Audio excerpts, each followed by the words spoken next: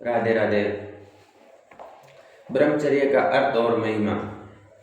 ब्रह्मचर्य क्या है अर्थात शब्द का अर्थ क्या है, ब्रह्मचर्य क्यों धारण करना चाहिए, ब्रह्मचर्य रक्षण से क्या लाभ होगा, ऐसे अनेक प्रश्न हैं जिनके उत्तर प्रत्येक मनुष्य समझना चाहता है। ब्रह्मचर्य को सही ढंग से समझने के लिए सबसे पहले इसका शास्त्रीय सिद्धांत समझना अनिवार्य है। ब्रह्मचर्य शब्द दो शब्दों से बना है, ब्रहा और चर्य।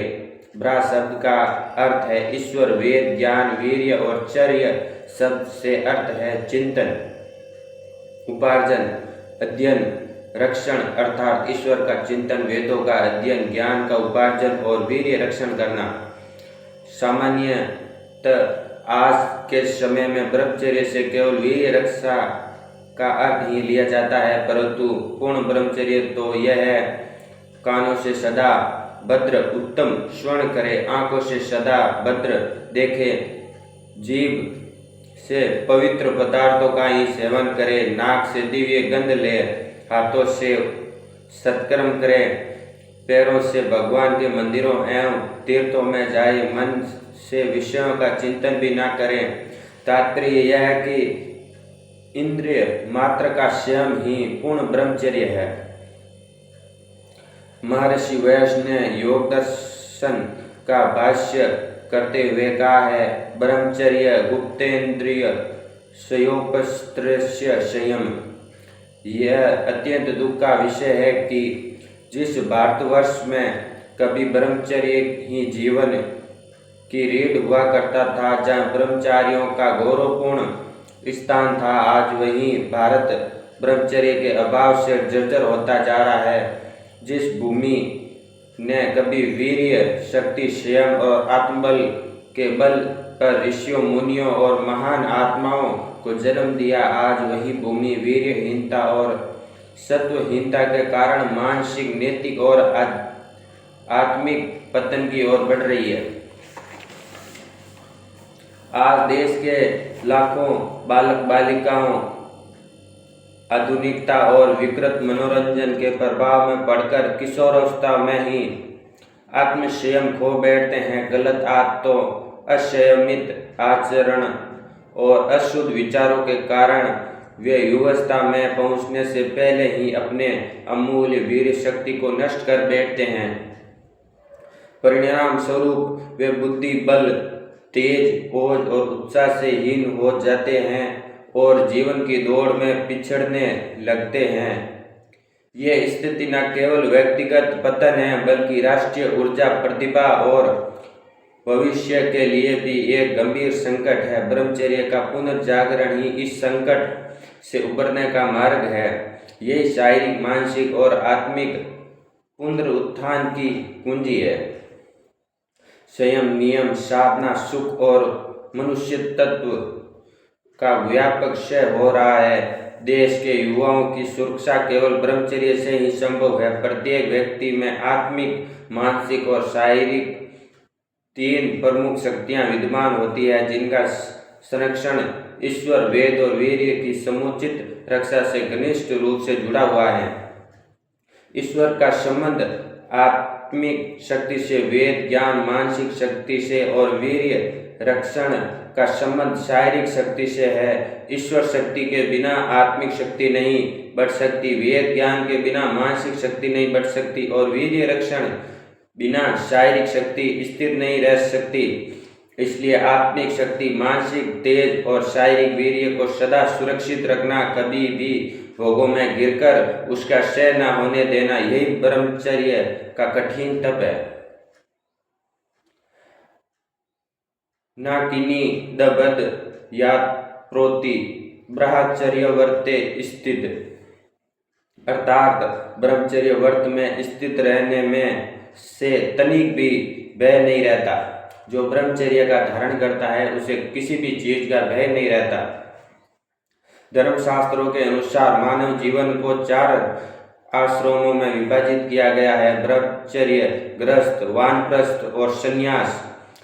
इन चारों आश्रमों का उद्देश्य जीवन के विभिन्न चरणों में धर्म, अर्थ, काम और मोक्ष की प्राप्ति को संतुलित रूप से साधना है। इनमें प्रथम आश्रम ब्रह्मचर्य आश्रम कहलाता है। यह जीवन का प्रारंभिक चरण होता है जो विद्या, अधिगम, आत्मानुशासन और धर्म के बीज बोने का समय होता है। इस काल में व्यक्ति गुरुकुल में रहकर गुरु से वेद, शास्त्र, आचार और संयम का ज्ञान प्राप्त करता है। ब्रह्मचर्य आश्रम का मुख्य उद्देश्य है जीवन के उच्चतर लक्ष्यों की प्राप्ति के लिए व्यक्ति में एक मजबूत नैतिक और बौद्धिक आधार तैयार करना। इसके बाद गृहस्थ आश्रम आता है जो समाज में कर्तव्यों का पालन करते हुए धर्म, अर्थ और काम की सिद्धि का समय होता है। फिर वानप्रस्थ आश्रम जिसमें सांसारिक जिम्मेदारियों से विमुख होकर व्यक्ति मोक्ष की ओर अग्रसर होता है। अंत संन्यास आश्रम में पूर्ण वैराग्य के साथ केवल मोक्ष की प्राप्ति ही जीवन का ध्येय रह जाता है। ब्रह्मचर्य ही जीवन है और वीर्यनाश की ही मृत्यु है, अर्थात ब्रह्मचर्य ही जीवन का मूल है और वीर्य का नाश ही वास्तविक मृत्यु है। जो व्यक्ति वीर्य का नाश करता है वह जीवित रहते हुए भी वो मरे हुए के समान होता है। ब्रह्मचर्य न केवल इस लोक और परलोक के समस्त सुखों का आधार है, अपितु यह चारों पुरुषार्थों धर्म, अर्थ, काम और मोक्ष का भी मूल है। यही ब्रह्मचर्य मुक्ति का द्वार खोलने वाला महान साधन है। वीर्य मनुष्य के शरीर और चेतना की अत्यंत बलशाली, दुर्लभ और अमूल्य संपदा है। इसी दिव्य शक्ति के संरक्षण से मनुष्य देवत्व को प्राप्त करता है और इसके नाश से वह अधपतन की ओर बढ़ता है। वीर्य की रक्षा से ओज, तेज, धैर्य, बुद्धि, स्मृति और आत्मबल की वृद्धि होती है।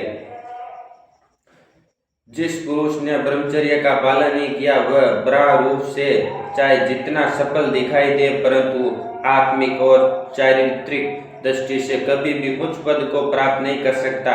ब्रह्मचर्य के बिना न तो आत्मरक्षा साकार संभव है, न ही स्थायी शांति और मोक्ष की प्राप्ति। इसलिए कहा गया है ब्रह्मचर्य ही जीवन की ऊंचाइयों की सीढ़ी है और यही सच्चे अर्थों में आत्मविश्वास का प्रथम चरण है। अतः निस्संदेह ब्रह्मचर्य ही हमारी समस्त विद्या, वैभव, सौभाग्य और आध्यात्मिक प्रकाश का मूल कारण है। यही वह शक्ति है जो हमें श्रेष्ठता, आत्म स्वतंत्र और पूर्ण उन्नति की ओर अग्रसर करती है।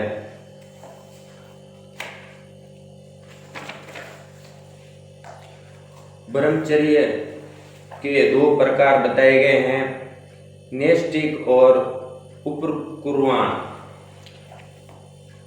जो व्यक्ति जीवन पर्यंत ब्रह्मचर्य का पालन करता है वह नैष्ठिक ब्रह्मचारी कहलाता है। ऐसा ब्रह्मचारी आजीवन अविवाहित रहकर आत्मसंयम, साधना और ज्ञान में रत रहता है। उसका जीवन पूर्णतः त्याग, तपस्या और आत्मनियंत्रण पर आधारित होता है। शास्त्रों में ऐसे ब्रह्मचारी को देवतुल्य, पूज्य और उच्च कोटि का सिद्ध महापुरुष कहा है। वही जो ब्रह्मचारी गुरुकुल में रहकर शिक्षा और विद्या प्राप्ति के काल में ब्रह्मचर्य का पालन करता और विद्या समाप्त होने के पश्चात गृहस्थ आश्रम में प्रवेश करता है उसे उपकुर्वाण ब्रह्मचारी कहा जाता है। यह ब्रह्मचारी सीमित काल के लिए होता है किंतु इस अवधि में भी उसे पूर्ण संयम और आचार का पालन करना आवश्यक होता है। दोनों ही प्रकार के ब्रह्मचारी अनुशासन, संयम और चतुर्बल के प्रतीक होते हैं किंतु नैष्ठिक ब्रह्मचारी का स्थान विशेष रूप से उच्च माना गया है क्योंकि वह जीवन के परम लक्ष्यों, आत्मसाक्षात्कार और मोक्ष की ओर निरंतर अग्रसर रहता है। छांदोग्योपनिषद में ब्रह्मचर्य के महत्व को विशेष रूप से प्रतिपादित किया गया है, जहाँ इसे केवल एक नियम नहीं बल्कि आत्मोन्नति की महान साधना के रूप में वर्णित किया गया है। इस उपनिषद में ब्रह्मचर्य के 3 स्तरों का उल्लेख मिलता है। कनिष्ठ, मध्यम और उत्तम। कनिष्ठ ब्रह्मचारी वह होता है जो आंशिक रूप से संयम का पालन करता है। कनिष्ठ ब्रह्मचार्य में ब्रह्मचारी 24 वर्ष पर्यंत जितेंद्रिय धारण करता है और इतने काल तक वेदों का अध्ययन करता है। कनिष्ठ ब्रह्मचार्य के सिद्ध होने पर ब्रह्मचारी को वसु ब्रह्मचारी कहा जाता है। 28 वर्ष के ब्रह्मचार्य से वह परम ऐश्वर्यशील हो जाता है। मध्यम ब्रह्मचारी वह है जो एक निर्धारित काल तक ब्रह्मचर्य का पालन करता है, यानी 44 वर्ष तक ब्रह्मचर्य व्रत का पालन करता है। मध्यम ब्रह्मचारी के सिद्ध होने पर इसको रुद्र ब्रह्मचारी भी कहा जाता है। इससे तात्पर्य है कि जो 44 वर्ष के ब्रह्मचर्य से रह रहा है वह अत्यंत पराक्रम प्राप्त कर लेता है। उत्तम ब्रह्मचारी वह होता है जो जीवन भर पूर्ण निष्ठा और संकल्प के साथ ब्रह्मचर्य का पालन करता है। ऐसा ब्रह्मचारी आत्मसंयम, तप, विवेक और साधना के मार्ग पर अडिग रहता है। उत्तम ब्रह्मचारी 48 वर्षों तक या आजीवन ब्रह्मचर्य व्रत का पालन करके नियम पूर्वक साधना करता है। उसके प्राण आदित्य रूप से होकर शरीर में ज्ञान को प्रकाशित कर देते हैं और उत्तम ब्रह्मचारी के सिद्ध हो जाने पर उसे आदित्य ब्रह्मचारी कहा जाता है। वह 48 वर्ष के ब्रह्मचर्य से उत्कट तेजस्वी हो जाता है। अतः वसु ब्रह्मचारी को ऐश्वर्य, रुद्र ब्रह्मचारी को ऐश्वर्य व पराक्रम और आदित्य ब्रह्मचारी को ऐश्वर्य, पराक्रम तथा तेज तीनों प्राप्त होते हैं। वसु ब्रह्मचारी के मुख पर इंद्र की सी कांति, रुद्र ब्रह्मचारी के मुख पर महादेव की सी गुरुता और आदित्य ब्रह्मचारी के मुख पर सूर्य की सी ज्योति होती है। ब्रह्मचर्य तपोत्तम ब्रह्मचर्य ही परम तप है। शरीर, मन और वचन के सब अवस्थाओं में सर्वदा और सर्वत्र मैथुन संभोग त्याग के नाम को ब्रह्मचर्य कहा जाता है।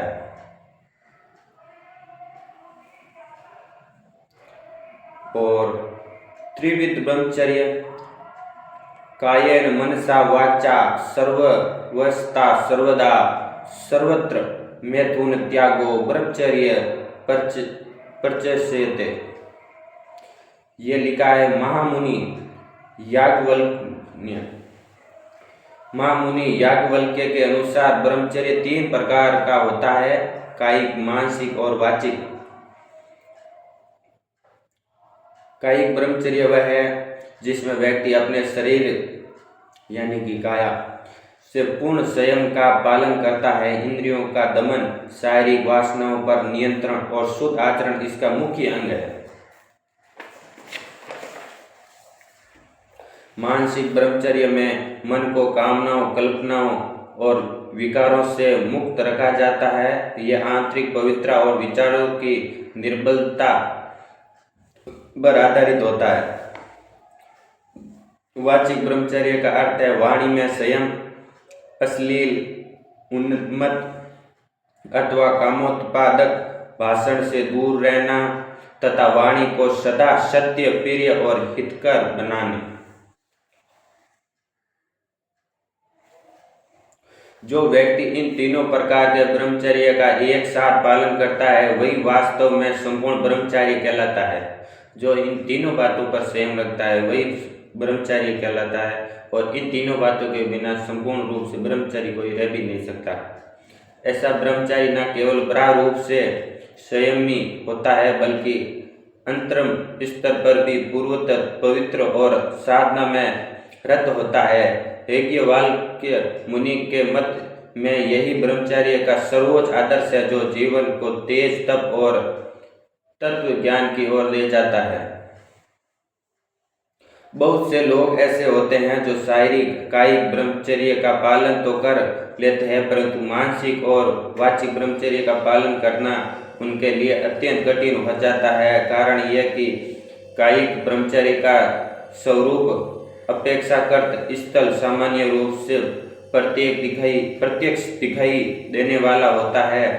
उसका पालन बाह्य रूप से संभव प्रतीत होता है, जबकि मानसिक और वाचिक ब्रह्मचर्य का स्वरूप सूक्ष्म होता है, जिसका अनुशासन अंतरम स्तर पर किया जाना आवश्यक है। शास्त्रों में मानसिक ब्रह्मचर्य को उत्तम, वाचिक ब्रह्मचर्य को मध्यम और कायिक ब्रह्मचर्य को अधम निम्नतम कहा गया है। इसका कारण यह है कि ब्रह्मचर्य का वास्तविक मूल मन में स्थित होता है। जो अपने मन से ब्रह्मचर्य धारण नहीं करेगा, वो कभी भी अपने जीवन में कभी ब्रह्मचर्य धारण कर ही नहीं सकता।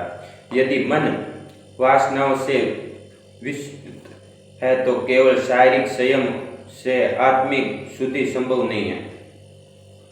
जिसका मन गंदा है वो कभी शारीरिक रूप से ब्रह्मचर्य का पालन नहीं कर सकता।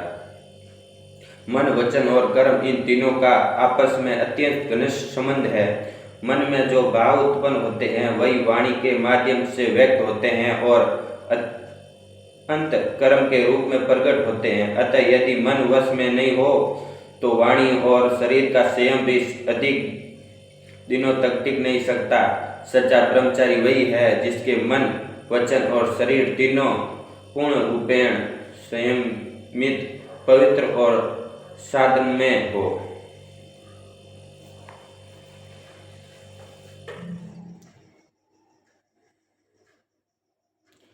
ब्रह्मचर्य का मूल प्राण तत्व वीर्य है। वीर्य ही जीवन की सर्वशक्ति है। यही आत्मबल, ओज, तेज और चेतना का स्रोत है। इससे बढ़कर कोई शक्ति नहीं मानी गई। यदि शरीर से वीर्य का क्षय हो जाए तो यह शरीर केवल मिट्टी का ढेर मात्र रह जाता है। चेतना और शक्ति से रहित, जैसे बिना तेल के दीपक बुझ जाता है, वैसे ही वीर्यहीन शरीर शक्तिहीन, रोगग्रस्त और निस्तेज हो जाता है। वीर्य ही वह दिव्य तत्व है जिसके बल पर शरीर स्थिर रहता है, मन नियंत्रित होता है और आत्मा उच्च स्तर साधना की ओर अग्रसर होती है। इसलिए शास्त्रों में कहा गया कि वीर्य की रक्षा ही ब्रह्मचर्य है और इसकी रक्षा ही जीवन की रक्षा है। जो अपने वीर्य की रक्षा करता है वही आत्मरक्षा, आत्मविकास और आत्म साक्षात की दिशा में आगे बढ़ सकता है। ब्रह्मचर्य की महिमा।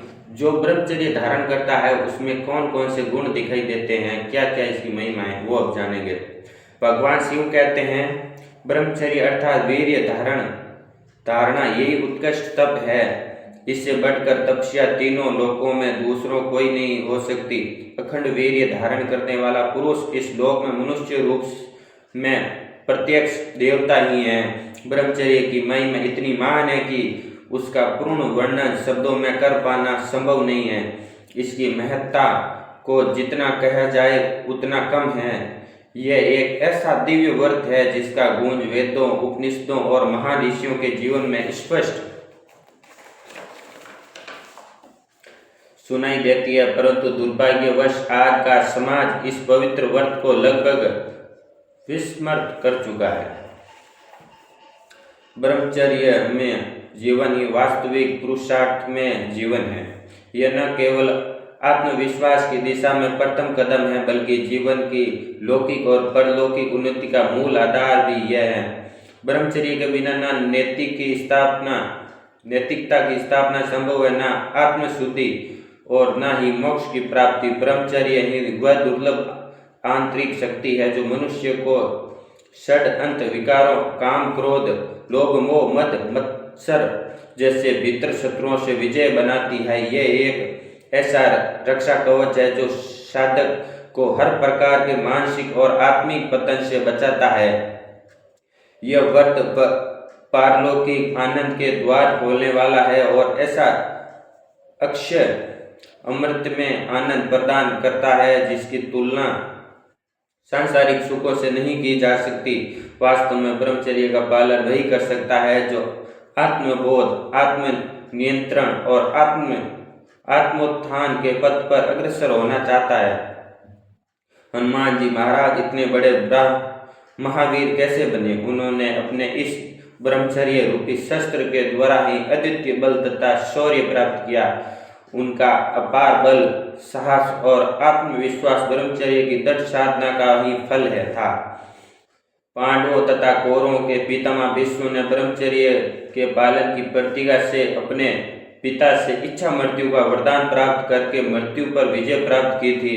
प्राचीन काल में ऋषि मुनि ब्रह्मचर्य के महत्व से भली भांति परिचित थे। वे जानते थे कि यही एकमात्र ऐसा साधन है जो व्यक्ति को लौकिक और परलौकिक दोनों ही क्षेत्रों में महान बना सकता है। इसी कारण उन्होंने सदा ब्रह्मचर्य की महिमा का स्तुतिगान किया और इसे जीवन की सर्वोच्च तपस्या माना। शास्त्रों में ब्रह्मचारी शब्द का प्राचीनतम उल्लेख ब्रह्मचारी शब्द का सबसे पहले प्रयोग ऋग्वेद में मिलता है। वहां कहा गया है, इस मंत्र में ब्रह्मचार्य को वह बताया गया है जो वेदों के अभ्यास में संलग्न रहता है और जिसकी तपश्चर्या देवताओं तक को प्रभावित करती है। अर्थवेद में ब्रह्मचर्य आश्रम की महिमा बताते हुए कहा गया है कि ब्रह्मचर्य के बल से ही देवताओं ने मृत्यु पर विजय प्राप्त की थी और यही ब्रह्मचर्य शक्ति पूरे विश्व की रक्षा करती है। ब्रह्मचर्येण तपस्या देवा मृत्यु पागरत। मनुस्मृति में ब्रह्मचर्य के नियमों को विस्तार से बताया गया है। वहाँ कहा गया कि ब्रह्मचारी को वेदाध्ययन की अवधि तक गुरु के समीप रहकर पूर्ण ब्रह्मचर्य का पालन करना चाहिए। अर्थात कोई ब्रह्मचारी वेदों के अध्ययन के लिए गुरु के पास 30, 18 या 9 वर्षों तक ब्रह्मचर्य का पालन करते हुए रह सकता है। शास्त्रों में यह भी कहा गया है, अर्थात ब्रह्मचर्य आश्रम को श्रेष्ठ और आदरणीय माना गया है क्योंकि यही तप, ज्ञान और आत्मसंयम का मूल आधार है।